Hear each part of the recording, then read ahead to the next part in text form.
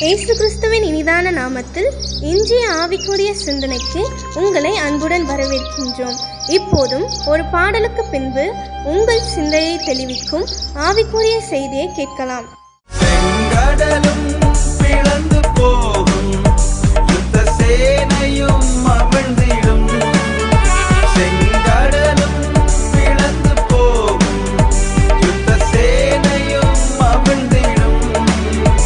எங்கள் பராக்கிரமமே, எங்கள் பலனும் நீரே, ஜெயம் எடுப்போம் உம்மாலே. எங்கள் பராக்கிரமமே, எங்கள் பலனும் நீரே, ஜெயம் எடுப்போம் உம்மாலே. உம்மை போற்றி பாடுவோம் எங்கள் உயர்ந்த கன்மலையே. உம்மை போற்றி பாடுவோம் எங்கள் உயர்ந்த கன்மலையே. நமக்காக யுத்தம் பண்ணுகிற ஆண்டவராக இயேசுவின் நிதான நாமத்தினால் உங்களை வாழ்த்துகிறேன். இதனால் நம்முடைய ஆவிக்குரிய சிந்தனைக்காக உபாகமம் 3ஆம் அதிகாரம் 22ஆம் வசனத்தை நான் வாசிக்கிறேன். அவர்களுக்கு பயப்படுவீர்களாக, உங்கள் தேவனாகிய கர்த்தர் தாமே உங்களுக்காக யுத்தம் பண்ணுவார்.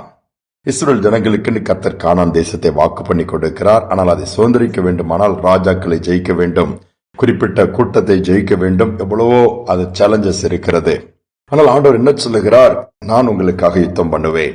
இது எப்படி ஆகும் என்று சொல்லி பயப்பட்டு சோர்ந்து போய் உட்கார்ந்து விட வேண்டாம். மோசே தன்னுடைய தலைமைத்துவம் முடிந்து ஜோசுவாக்கு அது கடந்து வரும் பொழுது இந்த வார்த்தை ஆண்டவர் சொல்லுகிறார், நீங்கள் அவர்களை குறித்து எந்த அளவும் பயப்பட வேண்டாம். ஏற்கனவே 2 ராஜாக்களை ஜெயித்திருக்கிறோம், அதே மாதிரி எஞ்சிய ராஜாக்களையும் ஜெயிக்கக்கூடிய காரியத்தை கர்த்தர் கொடுப்பார். ஏனென்றால் யுத்தம் பண்ணுகிறது நீங்கள் அல்ல, கர்த்தர் யுத்தம் பண்ணுவார். கர்த்தர் யுத்தம் பண்ணும் பொழுது நம்முடைய காரியங்கள் எல்லாம் எளிதாக நமக்கு கிடைத்துவிடும். இந்த அநேக நேரத்திலே நம்முடைய ஆசீர்வாதங்கள் மற்றவர்களால் அபகரிக்கப்பட்டு விடுகிறது. நமக்கு வரவேண்டிய காரியங்களை தடுத்து விடுகிறார்கள். குறுக்கு வழியிலே மற்றவர்கள் அதை பெற்றுக் கொள்கிறார்கள். எனக்கு ப்ரமோஷன் கிடைக்கலையே, அல்லது நான் அனுபவிக்க வேண்டிய அந்த இடத்தை இன்னொருத்தர் அனுபவிச்சுட்டு இருக்கிறாங்க, எங்களுடைய நிலத்தை அவங்க அபகரிச்சுட்டாங்க. அப்படி நிறைய பிரச்சனைகளிலே உண்மை உத்தமா இருக்கிற பிள்ளைகள் அதை விட்டு கொடுத்துட்டு அதை போராடி மீட்க முடியாதபடி எல்லா விதத்திலும் இழப்புகளை சந்தித்திருக்கிறவர்கள் ஏராளம் உண்டு. எங்களுக்காக யார் யுத்தம் பண்ணுவார், யார் பேசுவார், எங்கு போனாலும் அது எங்களுக்கு திருப்பி கிடைக்கல, போராடி சோர்ந்து போயிட்டோம், அது அப்படியே பயனற்று போயிடுச்சு, எங்களுக்கு யூஸ் இல்லாம போச்சுன்னு சொல்லுகிற கூட்டத்தை பார்த்து ஆண்டவர் சொல்றாரு, கர்த்தர் உங்களுக்காக யுத்தம் பண்ணி உங்களுக்குரிய அந்த நன்மைகளை நீங்கள் அனுபவிக்க முடியாது, பெற்றுக்கொள்ள முடியாது, சுதந்திரிக்க முடியாது கிருபை கொடுக்கிறார். ஒரு அருமையான விதவை தாய், 2 பிள்ளைகள், அவங்களுக்கு ஒரு நல்ல ஒரு இடம் இருந்துச்சு. அப்ப அந்த பகுதியில் உள்ள ஒரு அரசியல் பிரமுகர் அந்த இடத்தை அபகரித்துக் கொள்கிறார். இவங்க போய் எவ்வளவு கேட்டோம், இல்ல பாரு பத்திரம் என் பேர்ல இருக்குன்னு சொல்லி அவர் தன்னுடைய நிலத்தின் பத்திரத்தோடு அதையும் திருட்டுத்தனமாக அதை மாற்றி எடுத்து அதை பண்ணிவிட்டார். அவரை எதிர்த்து நிற்க அந்த ஊரில் யாருமே இல்லை. இப்படி பல இடங்களை முடக்கி போட்டு அவர் அதற்கான பெரிய ஃபென்சிங் போட்டு காம்பவுண்ட் போட்டு அதை எல்லாம் பசுமையாக மாற்றி விட்டார். அவருக்கு ஏராளமான பணம், அரசியல் பலம் மற்ற எல்லாமே அவருக்கு அதிகாரங்கள் இருந்தபடியினாலே யாரும் எதிர்த்து போய் அவரோடு யுத்தம் பண்ண முடியவில்லை, போராட முடியவில்லை. நாட்கள் சென்றது. அப்படி அந்த வழியா போகும்பொழுதுதான் அந்த தாய் தன்னுடைய பிள்ளைகளுக்கு காண்பிப்பா, இந்த இடம் நம்ம இடம், அன்னைக்கு பாரு எவ்வளவு பெரிய காம்பவுண்ட் போட்டு அவர் அனுபவிக்கிறாரு, எவ்வளவு பசுமையா மாற்றிட்டாரு. பிள்ளைகள் கேட்குது, நமக்கேமா கேட்டா கொடுக்க மாட்டாங்களா, நமக்கு அப்பா இருந்தாங்கன்னா ஃபைட் பண்ணி பார்ப்பாங்க, நமக்கு அப்பாவும் இல்ல, நம்ம அனாதை மாதிரி இருக்கிறோம், என்ன பண்ண முடியும், ஆனாலும் ஏசப்பா ஒரு நாள் யுத்தம் பண்ணி வாங்கி கொடுப்பான்னு சொல்லிட்டு கடந்து போயிருவாங்க. காலங்கள் கடந்து போச்சுது. ஆனா ஆண்டவர் அதை மறக்கவே இல்லை. நடந்தது என்ன, ஒரு நாள் திடீரென்று அந்த பெரிய பணம் பலம் பொருந்தி அந்த மனிதன் ஒரு காரியங்களில் மாட்டிக்கொள்ளுகிறார்.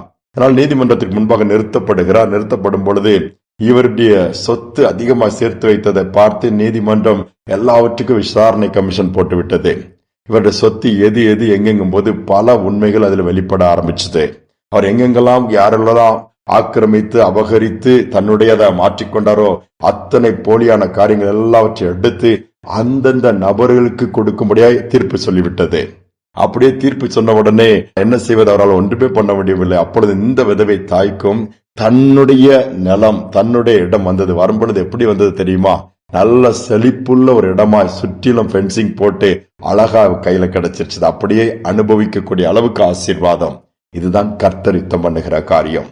நம்ம விட்டு போயிடுச்சு, நமக்கு கிடைக்கல, நம்மளால ஒண்ணும் பண்ண முடியலன்னு சொல்லி ஒருவேளை உங்க வாழ்க்கையில உங்கள் ஆசீர்வாதம் சத்துருவின் கையிலோ மற்றவர் கையில பிடிப்பட்டு இருக்கிறதோ, எங்கிட்ட போராடுறதுக்கு பணம் இல்ல, கேஸ் போட்டு ஜெயிக்கக்கூடிய அளவுல எங்களுக்கு பவர் இல்லைன்னு சொல்றீங்களா, கர்த்தர் இருக்கிறார். அவரை யுத்தம் பண்ணும்படியாய் அனுமதியுங்கள். அவர் யுத்தம் பண்ணும்படியாய் புறப்பட்டு விட்டால் எழுந்தருளினால் போதும். சத்துருக்கள் சிதறடிக்கப்படுவார்கள். உங்களுடையது உங்களை தேடி வரும் பொழுது அபகரிக்கப்பட்டதெல்லாம் ஆசீர்வாதங்களோடு திரும்பி வரும். சோர்ந்து போக வேண்டாம். நம்பிக்கையோடு, ஆண்டவரே எங்களுக்காக யுத்தம் பண்ணுவேன் சொல்லுகிறீர் அல்லவா, இந்த காரியத்திற்கு யுத்தம் பண்ணுங்க. குடும்பத்தில் எப்படிப்பட்ட ஒரு காரியங்களா இருந்தாலும், பிசாசின் போராட்டங்களா இருக்கலாம், அடி மேல் அடி விழலாம், நஷ்டத்தின் மேல் நஷ்டம் வரலாம், விரோதமாய் தொழில் ரீதியாக எதிர்ப்புகள் அல்லது விரோதமா காரியங்கள் எழும்பியிருந்தாலும் கர்த்தர் யுத்தம் பண்ணும் பொழுது ஜெயம் நமக்கு தான். நன்மை நாம் சுதந்திரிக்க முடியும். அவருடைய கரத்துல தாழ்த்தி ஒப்பு கொடுத்து, ஆண்டவரே நீர் எங்களுக்காக யுத்தம் பண்ணுன்னு சொல்லி ஜெபிப்போமா. அன்பின் தகப்பனே, நீர் யுத்தம் பண்ணுகிற தேவனப்பா. யாருமே இல்லைன்னு சொல்கிற பிள்ளைகளுக்கு நீர் வழக்காடுகிற தேவன். யுத்தம் பண்ணி ஜெயத்தை பெற்றுக் கொடுக்கிற தேவனப்பா. இஸ்ரவேல் ஜனங்களுக்கு கானானை சுதந்திரிக்கும்படியா நீர் யுத்தம் பண்ணி நீர் ராஜாக்களை ஜெயிக்கும்படியா வைத்தீர். சூழ்நிலைகளை மாற்றினீர், அற்புதங்களை செய்திரப்பா.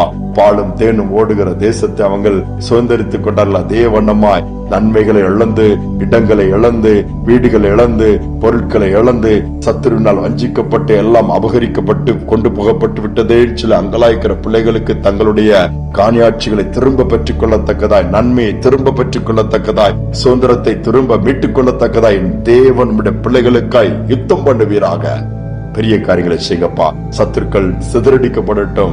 எந்த இடத்திலெல்லாம் சத்துருக்களால் வேதனை அனுபவித்தார்களோ அந்த இடத்திலெல்லாம் நீர் உடைய பிள்ளைகளுக்கு பட்சமாய், பிள்ளைகளுக்கு பக்கபலமாக இருந்து யுத்தம் பண்ணி ஜெயத்தை பெற்று கொடுக்க முடியாது நாங்கள் ஜெபிக்கிறோம். தாழ்த்தி ஒப்பு கொடுக்கிறோம் என்று செய்வதற்காய் ஸ்தோத்திரம். துதிக நமக்கு செலுத்துகிறோம். இயேசுவின் நாமத்தில் பிதாவே, ஆமேன், ஆமேன். சோர்ந்து போக வேண்டாம். அபகரிக்கப்பட்ட காரியங்கள் எல்லாவற்றையும் கர்த்தர் யுத்தம் பண்ணி திரும்ப உங்க கையில ஆசீர்வாதத்தோடு கொடுப்பார். ஏனென்றால் நம்முடைய தேவன் யுத்தத்தில் வல்லவர், நமக்காக யுத்தம் பண்ணுகிறவர். இந்த சிந்தனையோடு இந்த நாளை தொடருவோம். மீண்டுமாய் நாளை தினம் சந்திப்போம்.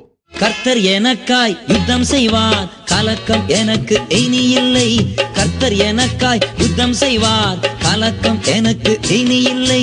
துதித்து துதித்து நாளெல்லாம், துதித்து துதித்து நாளெல்லாம் துரத்திடுவேன் சத்துருவை, துரத்திடுவேன் சத்துருவை. தாங்குவார் தப்புவிப்பார் ஏந்துவார் என் தெய்வம், தாங்குவார் தப்புவிப்பார் ஏந்துவார் என் தெய்வம். இம்மட்டும் கைவிடா தேவன், இனியும் கைவிட மாட்டார். இம்மட்டும் கைவிடா தேவன், இனியும் கைவிட மாட்டார். தாயின் வயிற்றில் தாங்கினார், ஆயுள் முழுதும் தாங்குவார். தாயின் வயிற்றில் தாங்கினார், ஆயுள் முழுதும் தாங்குவார்.